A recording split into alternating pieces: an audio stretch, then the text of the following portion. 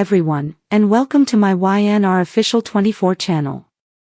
The moment Sienna's mask is torn off is not simply an unmasking but a violent rupture in the narrative fabric of everyone present, a raw tearing away of lies that have calcified over years, and when the last strip of latex peels free from her skin it feels as though time itself inhales sharply, stunned by the audacity of the truth now exposed, because the woman who has been known as Sienna, cool, manipulative, perpetually composed, stands trembling in the harsh light, her face streaked with sweat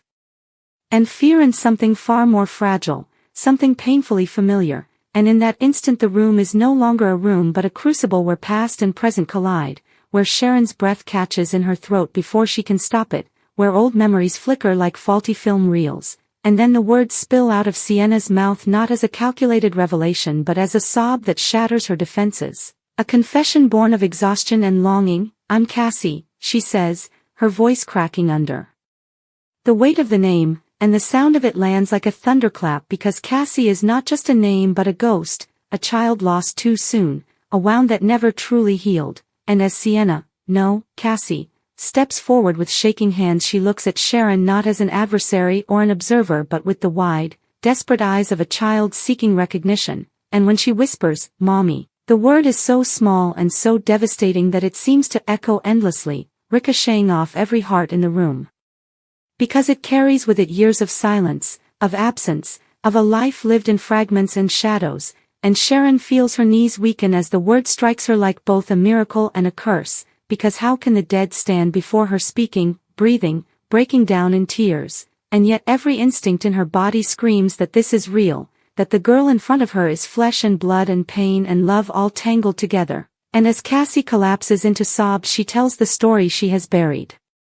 beneath layers of deception, how the accident everyone believed killed her did not end her life but erased it, how she was pulled from the wreckage and whisked away into a system that swallowed her whole, passed between institutions and guardians who saw a problem rather than a person, how her name was changed, for her own protection, how each year that passed made it harder to reclaim who she was, how she watched from a distance as Sharon mourned, as her family fractured and rebuilt without her, how she learned to survive by becoming someone else, by wearing masks both literal and emotional, until Sienna was no longer just an alias but armor, and as she speaks Sharon's memories shift, reconfiguring themselves in real time, moments that once felt inexplicable now slot into place with sickening clarity, the strange sense of recognition she sometimes felt around Sienna, the way her heart reacted before her mind could catch up, and as Cassie recounts the nights she cried herself to sleep whispering, "Mommy," into the dark, Sharon's own tears fall freely, because grief, once thought settled, has been violently resurrected and transformed into something far more complex, a mixture of joy and rage and guilt and unbearable love, and the room becomes saturated with emotion so thick it feels almost visible, the air heavy with the weight of all the years stolen from both mother and daughter, and when Sharon finally steps forward it is not with certainty but with instinct, her hands trembling as she reaches out, afraid that if she touches Cassie she might disappear like a mirage, and when her fingers brush Cassie's cheek the contact sends a shock through them both, grounding, undeniable, real, and Sharon's voice breaks as she says the name, Cassie, like a prayer, like an apology, like a promise, and in that moment the mask is not just off Cassie's face but stripped from Sharon's carefully constructed acceptance of loss, exposing the raw, aching truth that hope never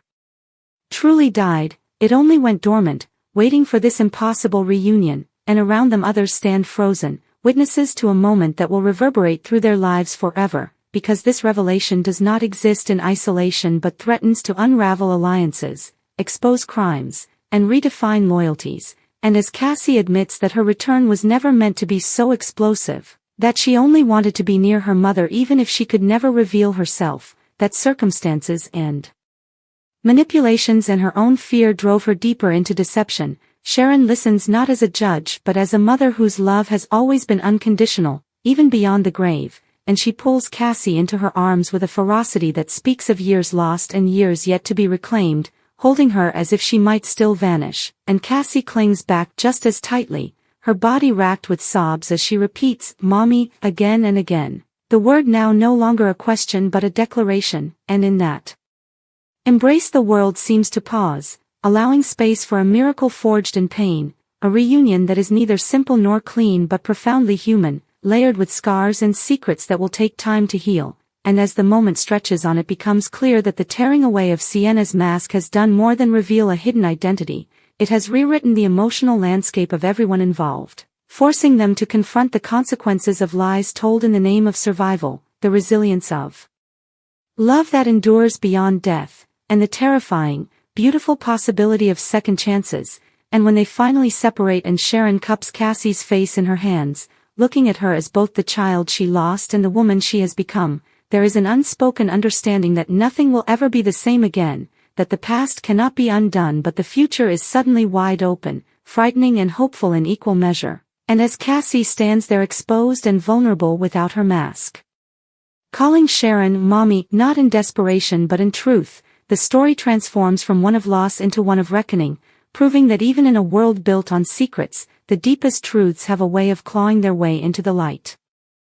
After the echo of that single, shattering word, "Mommy," finally fades, what remains is not silence but a strange, trembling suspension, as though reality itself is unsure how to proceed now that the impossible has declared itself real. And in that suspended moment Sharon's mind races through decades of grief that suddenly refuse to stay neatly buried, memories of lullabies half remembered, of small hands gripping her fingers, of a laugh that once filled rooms and then vanished without warning, and she feels the cruel irony of having spent years learning how to survive without her daughter only to be confronted now with the devastating task of learning how to live with her again, because Cassie is no longer the child frozen in Sharon's memory but a grown woman marked by experiences Sharon could never protect her from, and as Sharon holds Cassie's face she searches it desperately for the girl she lost, finding her not in the obvious places but in fleeting expressions, in the familiar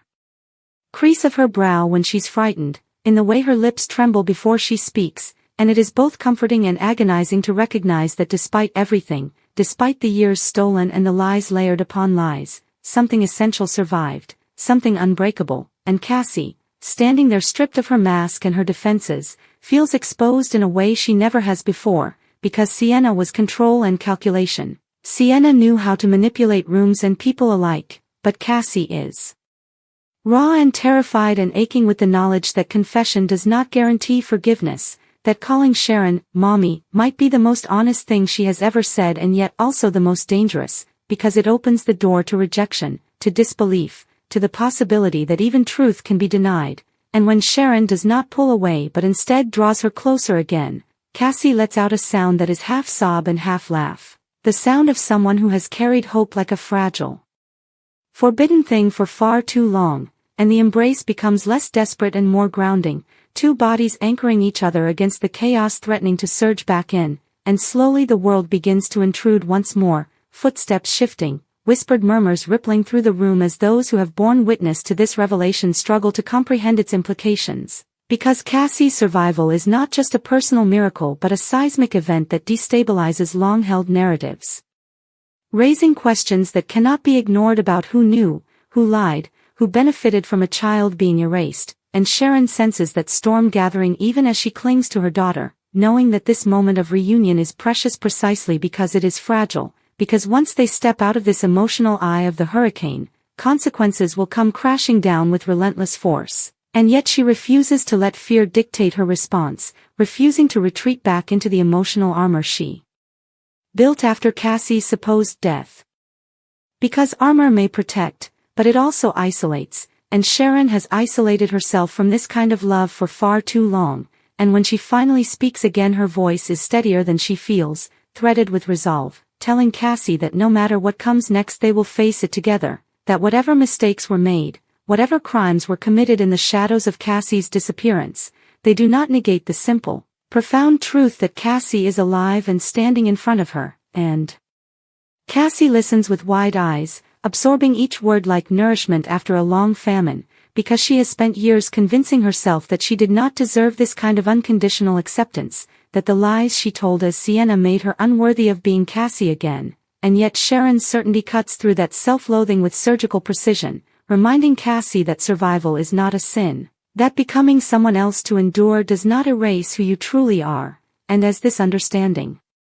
settles between them it creates a tentative foundation upon which something new might be built, not a return to what was lost but a forging of something altered yet authentic. And when Cassie dares to ask in a trembling whisper whether Sharon hates her for disappearing, for not finding her way back sooner, Sharon's response is immediate and fierce, her denial ringing with the accumulated anguish of years spent blaming herself instead, insisting that Cassie was a child who did what she had to do. That the real blame lies with those who took her, who changed her name, who allowed the world to believe she was dead, and that fury, long dormant, flares to life inside Sharon, transforming grief into righteous anger, because now that Cassie is no longer a ghost but a living, breathing person, Sharon's maternal instinct has a new target, a new purpose, and that purpose is protection, justice, and healing, and Cassie feels that shift like a current, realizing that in revealing herself she has not only reclaimed her identity but also awakened a force she barely remembers, the unwavering ferocity of a mother who will not let her child be erased again, and as they stand together, hands clasped tightly, Cassie begins to understand that the mask she wore as Sienna did more than hide her face, it distorted her sense of self, convincing her that she was fundamentally alone, that attachment was weakness, that truth was a liability, and now, stripped bare, she feels both lighter and infinitely more vulnerable, because being Cassie means feeling everything she once suppressed, the grief, the rage, the longing, the love, all crashing over her in waves that threaten to overwhelm, and yet Sharon's presence anchors her, reminding her that vulnerability shared is not the same as vulnerability exploited, and this distinction becomes crucial as others begin to step forward, voices rising with questions and accusations and disbelief, because not everyone greets this revelation with compassion. Some seeing opportunity, others danger, and Cassie instinctively flinches, her body remembering too well how quickly safety can dissolve. But Sharon steps forward, placing herself slightly in front of Cassie without even realizing she's done it, a protective gesture as instinctive as breathing, and that small act carries enormous weight, signaling to everyone present that Cassie is not alone anymore. That access to her comes through Sharon, and this subtle shift in power does not go unnoticed. Rippling outward and recalibrating dynamics that once revolved around Sienna's calculated autonomy, and as tensions escalate Sharon demands answers about who orchestrated Cassie's disappearance, who benefited from her presumed death, who helped maintain the lie, and each question tightens Cassie's grip on Sharon's hand, because buried within those answers are truths Cassie herself may not fully understand, memories fragmented by trauma and time, and she admits as much, her voice shaking as she explains how her recollections blur and fracture, how she was told stories about her past that contradicted the faint, stubborn memories she carried like talismans, and how Sienna was born not out of malice but necessity, a persona crafted to navigate a world that had no place for Cassie, and Sharon listens without interruption, recognizing the signs of a survivor speaking from a place of pain rather than deception, and this recognition deepens her resolve to ensure that Cassie's story is finally told on her own terms, not filtered through rumor or manipulation. And as the room buzzes with conflicting reactions, one truth becomes increasingly undeniable: the unmasking of Sienna has not resolved the narrative but ignited it, transforming what once seemed like a closed chapter into a sprawling, unresolved saga demanding accountability, and Cassie, exhausted but resolute, realizes that calling Sharon Mommy was not the end of her journey but the beginning of a far more complicated one, because reclaiming her identity means confronting everything that identity was denied, and yet despite the daunting road ahead, a quiet certainty settles within her, born of Sharon's unwavering presence, that whatever comes next will not be faced alone, and as Sharon squeezes Cassie's hand and whispers her name again, Cassie, not as a question but as a fact, the sound resonates with finality and hope intertwined, affirming that while the past cannot be rewritten, the truth has finally found its voice, and in that voice lies the fragile, formidable promise of healing, of reckoning, and of a love that survived even its own supposed death.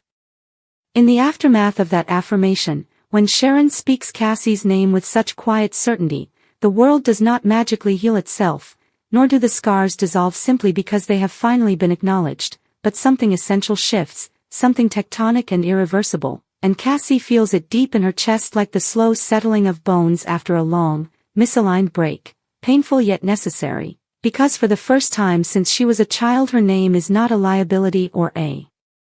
secret but a truth spoken aloud without fear of erasure, and as she stands there beside Sharon she becomes acutely aware of how much of her life has been shaped by absence, by the constant calculation of how to stay unseen, how to survive without anchoring herself to anyone who might one day disappear, and now that strategy feels suddenly obsolete and frightening, because being seen means being known, and being known means risking loss all over again. Yet when Cassie glances at Sharon and sees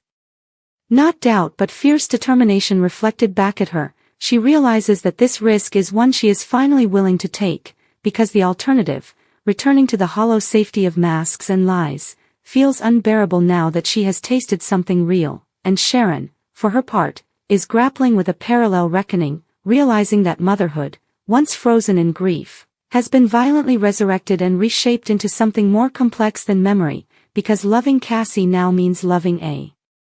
woman who has suffered in ways Sharon could not prevent, whose choices were forged in environments Sharon never saw, and this realization carries with it a quiet, aching guilt, not the irrational self-blame of loss but a more nuanced sorrow for the years of guidance and protection that were stolen from them both, and yet Sharon refuses to let that guilt calcify into regret, instead allowing it to sharpen her resolve to be present now, fully and unapologetically, even if that presence is messy and imperfect. And as they begin to move together through the room, navigating the stares and murmurs, Cassie senses that her life has split into a clear before and after, that no matter what consequences follow, there is no returning to Sienna as a shield against the world, because Sienna was built to endure isolation, and Cassie, standing beside her mother, is beginning to understand the strength that can come from connection instead, and this understanding does not erase her fear but reframes it, transforming terror into something closer to cautious hope. And when someone finally dares to ask what Cassie intends to do now, the question hangs heavy with expectation and skepticism, because plans have always been Sienna's domain, not Cassie's, and Cassie hesitates, feeling the weight of years spent reacting rather than choosing, then looks to Sharon not for permission but for grounding, and in that shared glance she finds the courage to answer honestly, admitting that she does not yet know, that reclaiming her identity is not a single act but a process that will take time, patience, and truth, and that for now what she intends to do is stay, to stop running, to allow herself the space to remember and to heal, and Sharon nods in quiet agreement, her presence lending Cassie's uncertainty legitimacy, because not knowing is no longer a weakness but a reflection of authenticity, and as the crowd absorbs this, some with compassion, others with calculation, Cassie becomes keenly aware that her story has power now, not the manipulative power Sienna wielded but a different kind, one rooted in truth, capable of unsettling those who have grown comfortable in the shadows, and Sharon senses this too, understanding that Cassie's survival threatens narratives that have long gone unchallenged, and that protecting Cassie will require more than maternal love, it will require vigilance, courage, and an unyielding commitment to exposing what was hidden, and as mother and daughter step into a quieter space away from prying eyes, the emotional intensity does not dissipate but softens into something more intimate, more fragile, and Cassie finally allows herself to ask the questions she has rehearsed for years but never dared to voice, asking Sharon what it was like after she was gone, how Sharon survived the loss, and Sharon answers with unflinching honesty, describing the numbness, the anger, the nights spent bargaining with an indifferent universe, and Cassie listens with tears streaming down her face, realizing for the first time that her disappearance did not freeze time for her mother but forced Sharon into a life shaped by grief just as Cassie's was shaped by survival, and this shared acknowledgement creates a bridge between their experiences, imperfect but vital, and when Cassie apologizes again, not for surviving but for the pain her absence caused, Sharon does not silence her but accepts the apology as part of a larger healing, understanding that forgiveness does not erase pain but allows it to be transformed, and as they sit together, hands intertwined, Cassie becomes aware of a quiet exhaustion settling over her, the kind that follows emotional catharsis, and Sharon recognizes it too, guiding Cassie gently, reminding her that revelation is not the end of the journey but the beginning of rest, of care, of rebuilding, and in that simple, nurturing gesture Cassie feels the echo of a childhood she barely remembers yet instinctively recognizes, and it fills her with a bittersweet longing for what was lost and a cautious optimism for what might still be possible, and as the night stretches on and the immediate shock of the unmasking begins to settle into something more contemplative, one truth stands unchallenged: Sienna is gone, not erased but integrated, her cunning and resilience now reclaimed as parts of Cassie rather than substitutes for her, and Cassie, calling Sharon "mommy" not as a plea but as a truth, steps forward into an uncertain future carrying both the weight of her past and the unprecedented comfort of being claimed, and Sharon, walking beside her, understands that motherhood has returned to her life not as a repetition of what once was but as a continuation shaped by loss, endurance, and fierce love, and together they move forward into a world irrevocably altered by the tearing away of a mask, knowing that healing will be neither quick nor easy, but also knowing, with a certainty born of survival and reunion, that the truth, once spoken, has a way of lighting even the darkest paths.